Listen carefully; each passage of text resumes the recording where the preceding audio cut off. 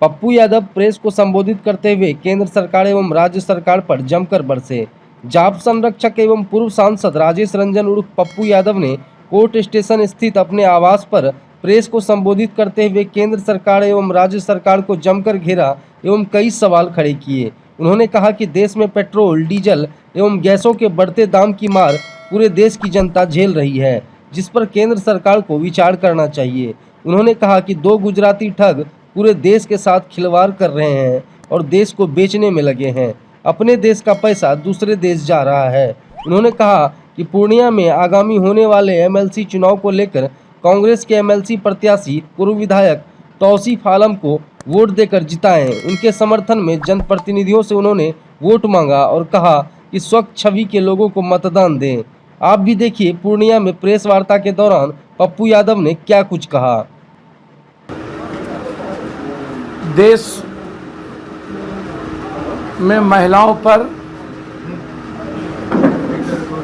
Middle class वर्गों पर वसूली जारी है।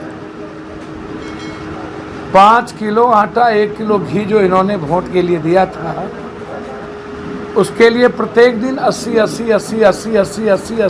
पैसे, मतलब है कि 110 रुपया दुनिया के इतिहास में आज तक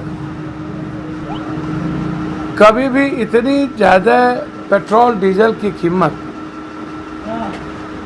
जब से हमें होश है, बड़ा से बड़ा इकोनॉमिकल क्राइसिस आया।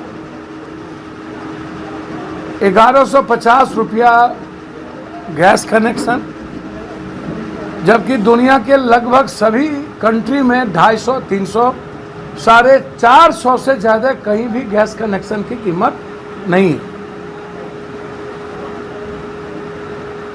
और सबसे बड़ा आश्चर्य इस बात का है कि वर्ल्ड के मार्केट में कच्चे तेल की कीमत जब मनमोहन सिंह जी से उस वक्त सबसे महंगा कच्चा तेल था वर्ल्ड में, तब हमने कभी 90 रुपया क्रॉस नहीं किए, हम 70-80 रुपया क्रॉस नहीं किए।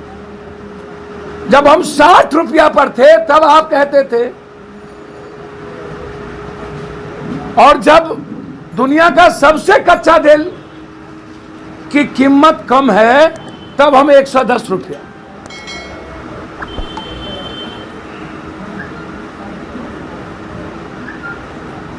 आम लोग सब्जी और दाल, तेल खा ही नहीं सकते, अब कपड़े खरीद ही नहीं सकते। ये दोनों गुजराती ठग और 2 गुजराती दुनिया का इंटायर इंडिया का पैसा शिफ्ट करना, 2 गुजराती वर्ल्ड का नंबर 1 to 5 सबसे ज्यादा कपड़े के महंगे का बोझ यदि किसी ने डाला तो सूरत ने डाला, और आज पूरा वर्ल्ड ने उसको लिखा है। और पीएस शर्मा से सीखा कुर्सी सर्वोच्च। ये मैं मानता हूं कि कुर्सी पर बैठने वाला जो व्यक्ति है वो अच्छे नहीं है।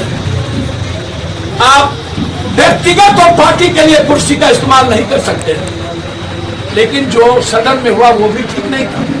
लेकिन स्पीकर साहब, जब आप एसपी और सिपाही से पिटवा रहे थे तो वो ठीक था। जब आपको आप ही के बीजेपी मंत्री ने कहा बकाइए नहीं, वो ठीक था। जब आप एक क्वेश्चन को 4 बार बीजेपी के विधायक कराते हैं तो क्या वो ठीक था? मैं मानता हूं नीतीश कुमार जैसे व्यक्ति के लिए वो लाइन जो हिचा दिया था, मर्यादा लादी गई थी, मैं ये उचित नहीं समझता। चेयर पर कोई सवाल खड़ा नहीं किया जा सकता, लेकिन कल जो हुआ पता नहीं, होगी गुस्सा, कई कारण है गुस्से की। एक 14 साल का बच्चा रोहित भगत सिंह से ज्यादा शहीद का काम कर, अपने बाप को न्याय नहीं मिला, 3 माले पर आग लगा करके कूद गया। फाइल बनेगी उसकी भी, कोई बनाए ने बनाए मैं फाइल बनाऊंगा, कोई बनाए ने बनाए परवल और हिलसा की फाइल बनाऊंगा, कोई बनाए ने बनाए बेटिया के बंधन की फाइल बनाऊंगा। नीतीश कुमार को मैं धन्यवाद दूंगा तो उन्होंने उस बच्चे को माफ कर दिया और कम से कम यह तो पूछा कि उनके पास सवाल क्या है। नीतीश जी सवाल ही सवाल है। इंटायर छात्र और यूथ आत्महत्या के किनारे पर इस बिहार कंप्लीट कोलैप्स कर चुका है। बिहार माफिया नेता और पदाधिकारियों के चंगुल में आप अपने एक जिले को मुक्ति नहीं दे पाए भ्रष्टाचार और माफियाओं से, और आप पूछते हैं सवाल। तो मैं नीतीश जी को धन्यवाद दूंगा।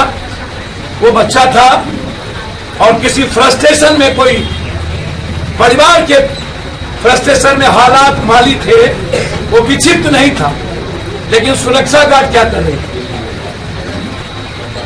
मुझे अच्छा लगा।